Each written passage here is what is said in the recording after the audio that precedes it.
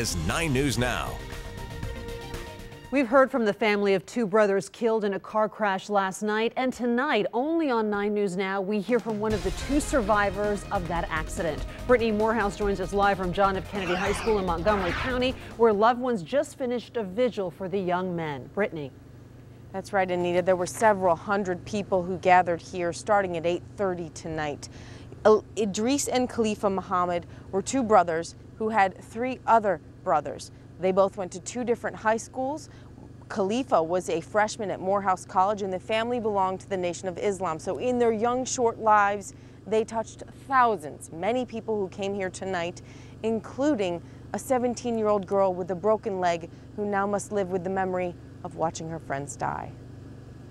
The car is going smoothly, just driving smoothly on the road, and all of a sudden we hit the curb, and then he swerves to the left, swerves to the right, he swerves to the left, and then all of a sudden there's this big 360 turn, and bam, just hits the telephone pole. I saw everything, the dust, the glass shatter. I saw Khalifa and Idris laying there, their heads are like crisscrossed together. I called out their names, I screamed their names. I'm like, Khalifa, Idris. None of them answered. A bunch of cars came and people, they told me that they spoke to them and that they're okay. Later on, they tell me that my two friends are dead. One of the girls that was helping me out at the scene, she told me that she knew that Khalifa died instantly, but she just didn't want to tell me. An unbearable pain that is now shared by hundreds at a candlelight vigil outside John F. Kennedy High School, including Idris and Khalifa's father, Anthony Muhammad. Tonight, at this moment, we want to wheel grief away.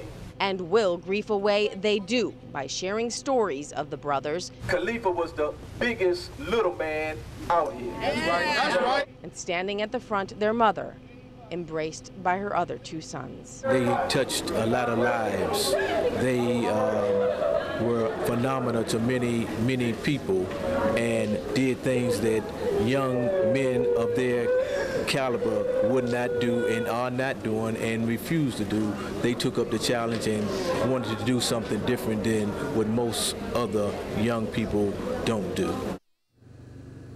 We also heard from friends who were searching for the four people in that car that night.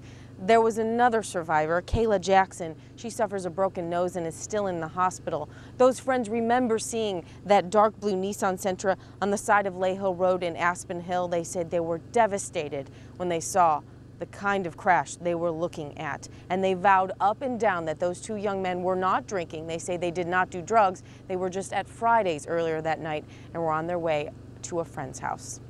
Reporting live in Montgomery County, Brittany Morehouse, 9 News Now.